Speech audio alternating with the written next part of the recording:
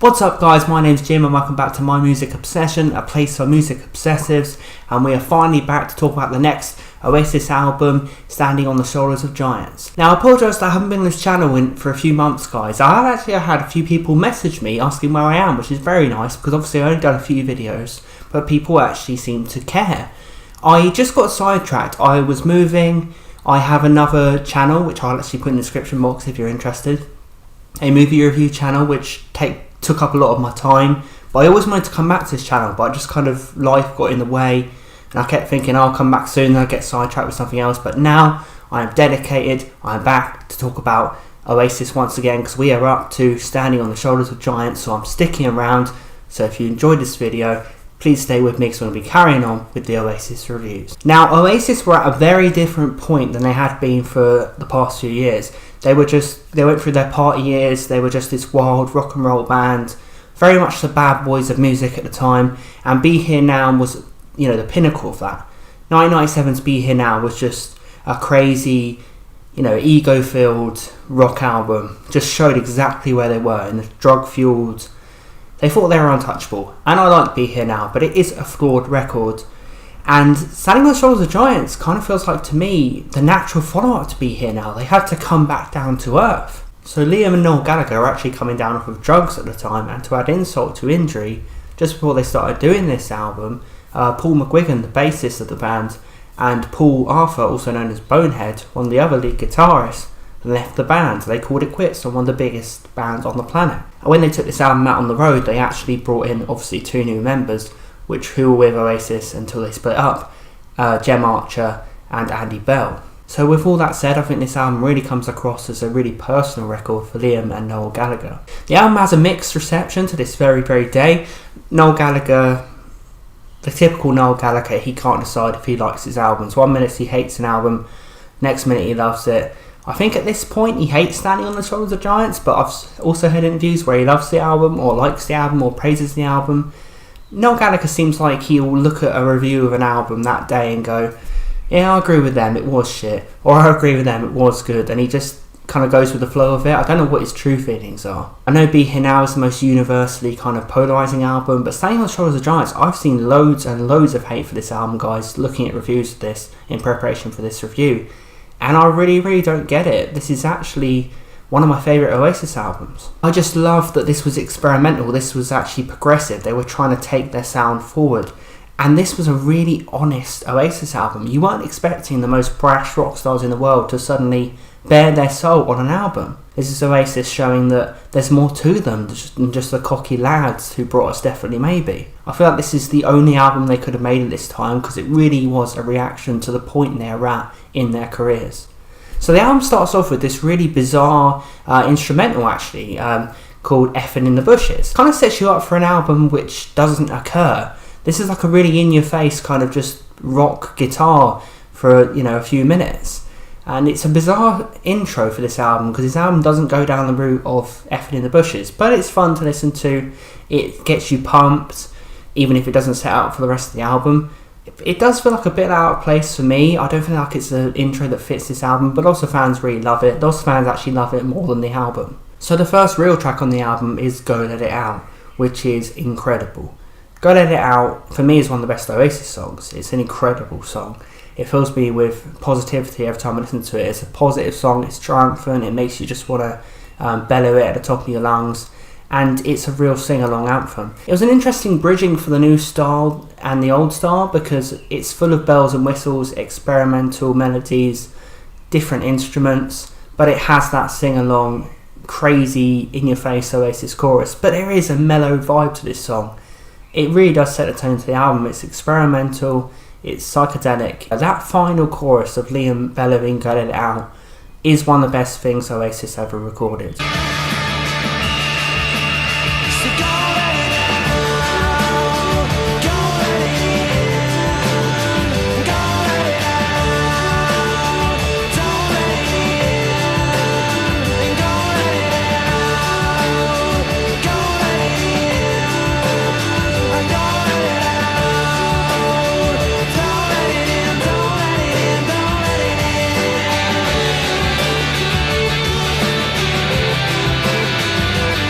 The next track is Who Feels Love, which is very Indian influenced, very spiritual, has some very spiritual lyrics on it, and I feel like Noel Gallagher and Liam Gallagher at this point, and they've said so in interviews, they were becoming jaded with fame. They were finally realising that fame wasn't all it was cracked up to be, and they wanted to kind of find a more spiritual sort of come in tune with their true selves. And Noel Gallagher basically wrote a lot of spiritual songs on this album, a lot of songs where he's pondering what's happened in the last few years and where he's going, and how he's finally ready to sort of focus on the true meaning of life instead of just drugs and partying and being an arrogant bastard. It's just a lot different, you know what I mean? There's not too many guitars in it, you know what I mean? You can hear the bass breathes a bit, you know what I mean, I think. And obviously the stuff I've done outside the band with the Chemical Brothers and Goldie and stuff like that, you can gain a lot of knowledge of different things of people like that, so just having a look around more, really. Put Your Money Where Your Mouth Is. It's probably the first mild misstep on the album. I'm not the biggest fan of the song, but I don't hate it. It's an attempt at a rocker, but it never really gets off the ground. It's kind of a rocker with lots of bells and whistles on it, lots of experimentation, lots of different sounds, and I feel like the sounds kind of get in the way of the actual song because it's kind of a boring melody in a lot of ways. I do like the song, but when you stack it up against the rocking songs Oasis have written in the past, this is kind of an attempt at a dark rock song with some interesting ideas, but it never really gets off the ground and captivates you like Oasis have in the past. So Little James is next. Yes, Little James, the song that no Oasis fan loves except for me. Basically it's Liam Gallagher writing a song for his partner at the time and his stepson. And I just feel like it's Liam Gallagher being his most charming and just so honest, and it's such a sweet sounding song. And it really doesn't need to be more than it is. It's just a nice little message. You know, people have had a go at the song saying it's very simple, the lyrics are too simple, but when you have lyrics like, I'm singing this song for you and your mum and that's all, that really pulls at my heartstrings because it's so sweet and innocent and simple. And this is a song about the everyday, this is a song about parenthood, this is a song about watching children grow, so it just shouldn't be complicated, it shouldn't have to be. Little James, we're all the same, always seem to look to us, we were meant to be grown-ups, thank you for your smile, you make it all worthwhile to us. I do like the song, I like the melody. For them to put it on an album means it's a good song. The song works on an acoustic guitar, so therefore it would work with a big band behind it. But I didn't think about Hey Jude at all.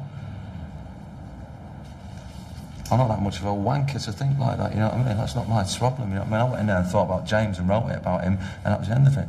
It's just Liam Gallagher writing down how he feels. Thank you for your smile, you make it all worthwhile to us. I mean, it's just him genuinely saying, thank you, you get me through, and I'm putting it down.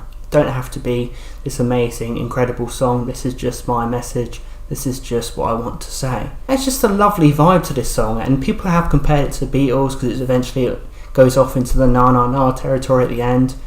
But I actually feel like for Liam Gallagher, for his first song for Oasis, the first song he wrote on his own, this is bloody good. And all the people who say that it sucks, probably they were looking for Liam Gallagher to write an in-your-face rocker.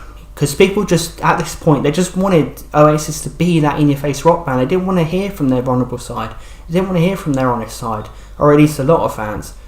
But Liam Gallagher and Noel were at that place where they wanted to be honest. They wanted to kind of show you what was hiding underneath all the bravado of Oasis. And there was a lot of pain and a lot of genuinity and a lot of charm. Gas Panic is next, one of the darkest moments on the record. This is a moody song, this is a song full of tension, and it's a song about coming off of drugs.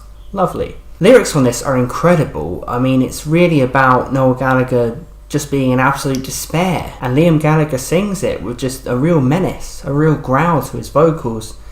And this is dark stuff, and this is ambitious. You know, people don't have a go at Standing on the Shoulders of Giants, but the ambition on display, the clear attempt to make songs like they had never made before, the clear attempt to pull from inside, from a genuine real place, a dark place, is just, I really applaud it. And Gas Panic is one of the best examples of that on this album. It feels like a real release of dark energy.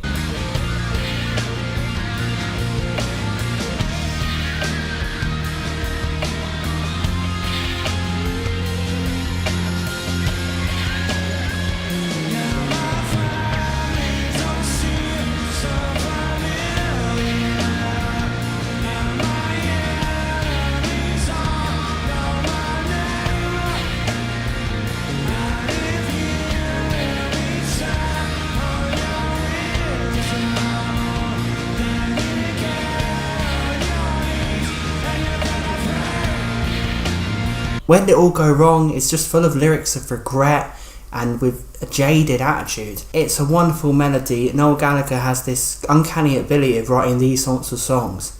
Noel Gallagher's not the rocker of Oasis, he's the contemplative Oasis. When he does his own songs, when he's writing songs for Liam, yes, they're in your face rock, but when it's Noel on his own, he really does ponder life, and he's really pondering his situation in this. And so many lines in this really hit me hard. Do you keep the receipts for the friends that you buy? Isn't it bittersweet you're only just getting by? I hope your tears don't stain the world that waits outside. Where did it all go wrong?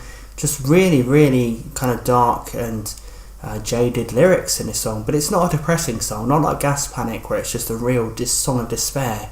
This is a nice song to listen to, but Noel's lyrics really do give it a bittersweet feeling. Sunday Morning Call, a wonderful melody, guys. Perfect example of Noel's uncanny ability to just take these melodies and run with them that really hit you on an emotional level.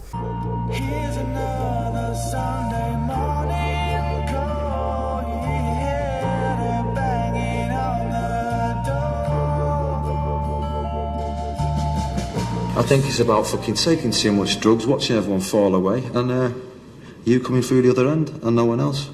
It's the one that touched me the most, yeah. And it's my favourite song. I don't sing on it. Ain't that weird? The way he sings on this, his voice, his approach to the song, the way it's stripped back, but these wonderful kind of instruments in the background that give it this sentimental touch. It's a wonderful song, Sunday Morning Call. In your head, do you feel how you're not supposed to feel? I mean, there's lots of little lines in this. People like to talk about Noel Gallagher's songwriting not being great lyrical-wise. There's so many little lines in this which are nothing like crazy complicated, but they really hit home. The next song is I Can See a Liar. This is an attempt at an Oasis rocker. One of the problems with this album, if I have to pick on the album, which it's not a perfect album, there is some problems, is that there's not enough Oasis rockers on there. Go Let It Out is up there with some of the greatest Oasis songs. It rocks. But it's still a bit mellow. Never really goes all out. Put Your Money Where Your Mouth Is fails in that regard. I Can See a Liar, I really like the intro, I really like the drums on the track, I really like the verses, but the chorus is lazily written and it's not very memorable. It's almost a good rock song, I Can See a Liar. And Liam Gallagher had to fight to have this song included on the album. Noel didn't even want it on the album. Noel wanted pretty much no rock songs on the album. What are you thinking, Noel? This album could really use some Oasis rock songs. I mean, I love the vibe coming throughout. I love the progressiveness and the ambition and the darkness and the honesty. But we need some of the old Oasis. I think this is why people couldn't get invested, because it was just every song that came was this new style. There wasn't any callback to what had been. There wasn't anything we knew Oasis for except for Go Let It Out, I guess. Every song was a new take. And I Can See a Liar could have been that memorable rocker on the album, but it's not. It almost feels like they threw it on there because they knew there had to be a rock song on there somewhere. And also feels like Noel wrote it and he didn't really want to. His mind was not in the mood to be writing these sorts of songs. And it shows. And maybe if I'm complaining about them not being rock songs, what can I say? Because they didn't have the ability to write them this time. All they were doing was just writing these new kinds of songs and expressing themselves in different ways. They just didn't feel like doing what they'd done before, and I guess you have to respect them for that, because otherwise they wouldn't be coming from a place of genuinity. The album wraps up with Roll It Over, which I'm not that keen on the song, but I like how ambitious it is. I like how it's a style we've never heard from Oasis, even on this experimental album. Liam's vocal performance is incredible, it's astounding. Very, very simple kind of song which repeats over and over, but it's an interesting song, but it's a little bit boring. And it's like, Roll It Over My Son, Leave Me Here is repeated over and over again. And there could have been more to it. There could have been something added to this. And again, it's kind of, I guess people could say it's a bit drony. It goes on a bit. There's no pace to it. It's very mid-tempo, as a lot of the album is. There's not much speed to the album. And this is the ultimate example of that. But again, there's merit to it. And I think Liam's vocal is sensational. Let's All Make Believe is the Japanese bonus track, and it's an incredible piece of work. It is stunning. This is just haunting and just sensational, guys. I mean, the melody on here is incredible, and it really is the style of Standing on the Shoulders of Giants done to perfection, and it really does have a foreboding feeling, because Oasis, of course, Liam and Noel don't even talk anymore. The lyrics, let's all make believe that we're still friends and we like each other, really do hit you hard as an Oasis fan. It's a dreamlike song, it's a melancholy song, and Liam's vocal performance just is out of this world. It really is superb. If you don't listen to anything on Standing on the Shoulders of Giants, just listen to Let's All Make Believe. It is the shit. So Standing on the Shoulders of Giants, guys, it's an album which had a mixed reception, and lots of people look back on it as a terrible album today. I really feel like this was an essential album for Oasis at the time. I feel like it's the most genuine Noel and Liam have ever been on tracks.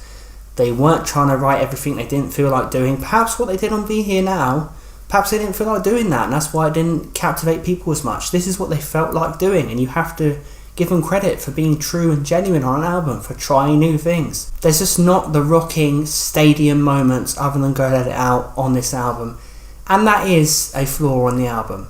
But the album is very tight. It's only got 10 tracks because they didn't include Let's All Make Believe, thanks for lads. It goes by very quickly, so there really is a coherent feeling to the album, which there wasn't really on Be Here Now, and it was too long.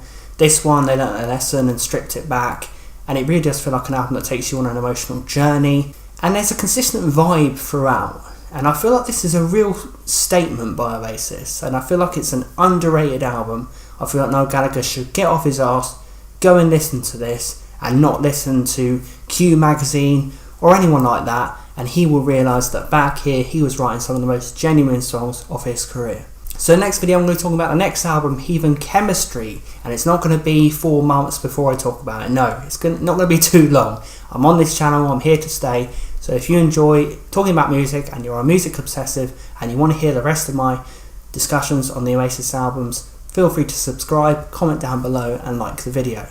Thanks for watching everyone, and I will see you next time.